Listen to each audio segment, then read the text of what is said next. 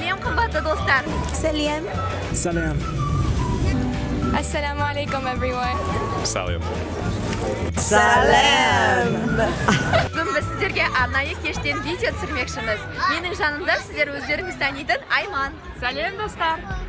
Бүгін біз кітап фестиваліне бірге барамыз.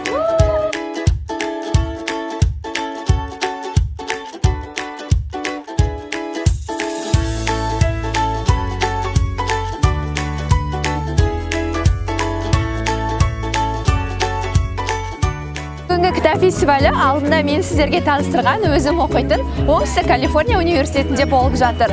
Егер Оңтүстік Калифорния университеті туралы видеомды көрмесеңіз, онда мына сілтеме арқылы онымен таныссаңыз болады. Әзірше біз сол кампуста, яғни менің кампусымда өтіп жатқан кітап фестивалінен тамаша үзінділер сіздерді күтіп тұр.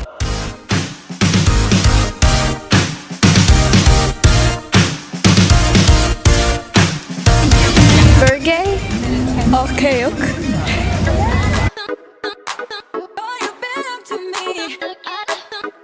Әрине, американдық халықтар менің ойымша әлемдегі кітап оқу бойынша алдыңғы орында алмайды. Алайда олардың осылай кішкентай балаларға, көпшілікке, қоғамға кітапты оқу және кітапты оқудың жақсылықтарын көрсетуде жақсы шараларын ұйымдастыруы сіздер мен біздер үшін үлгі деп ойлаймын.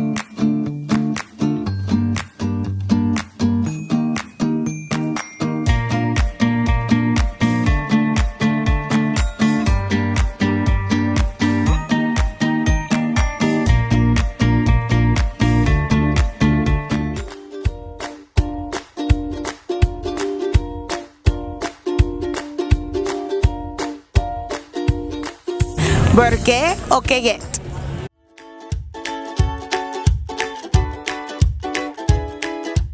Достар, бұл жерден біз сенбі және де жексенбі күндегі қандай шаралар өтетіндігі көрсетілген. Өздеріңіз көріп тұрғандай, бұл сенбі күннің өзінде де міне күн таңның атқан 7-ден бастап кештің батқаны 12-ге дейін түрлі шараларға толып тұр. Бұлардың ішінде сіз мен жақсы көретін Huffington Post деген журналдың бас редактор президенті де келеді. Ол кісі жақында бізге келеді. Мүмкін мен сол кісіден болған кездескен сіздерге видеода түсірермін.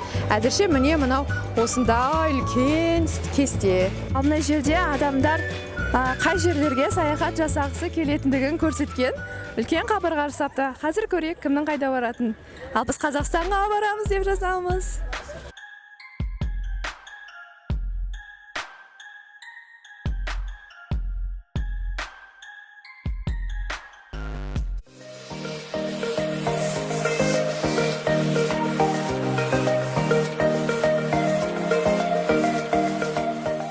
Кітапты дамытуда, кітапты адамдарға жарнамалауда көптеген шаралар жүргізіп жатыр.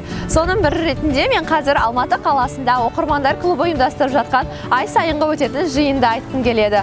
Олар ай сайын жиналып бір кітапты талқылайды. Бір кітапты оқуға бір ай уақыт беріледі. Және әрбір жиналған кезінде қоғамда өзіндік орны бар адамдармен кездесуді де ұйымдастырады.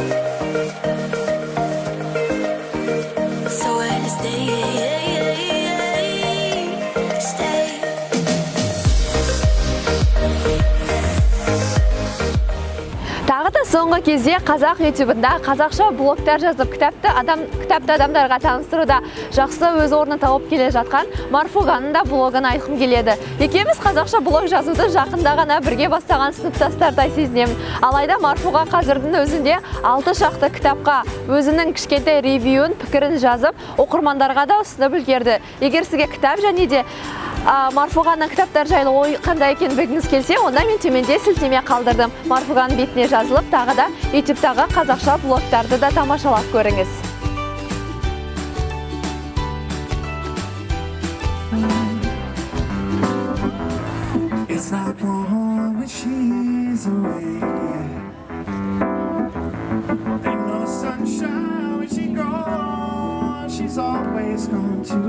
Бүгінгі менің видеоның соңғы және де ең қуанышты жаңалықтарының бірі менің каналда giveaway, яғни тегін сыйлықтар деген сөз.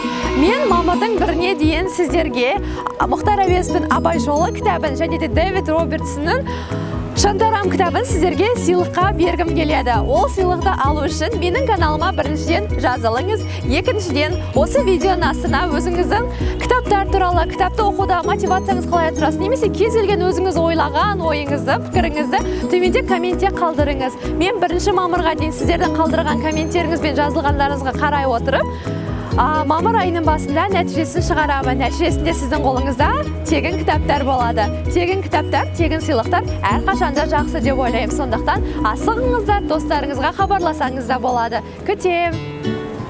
Біз шаршадық. Шаршадық. Бүгінгі мені фестивальді менімен бірге аралап, видеоны түсіруде көмектескен менің досым Айманғарым мен. Келесі кездескенше тамаша видеоларда жолыққанша достар.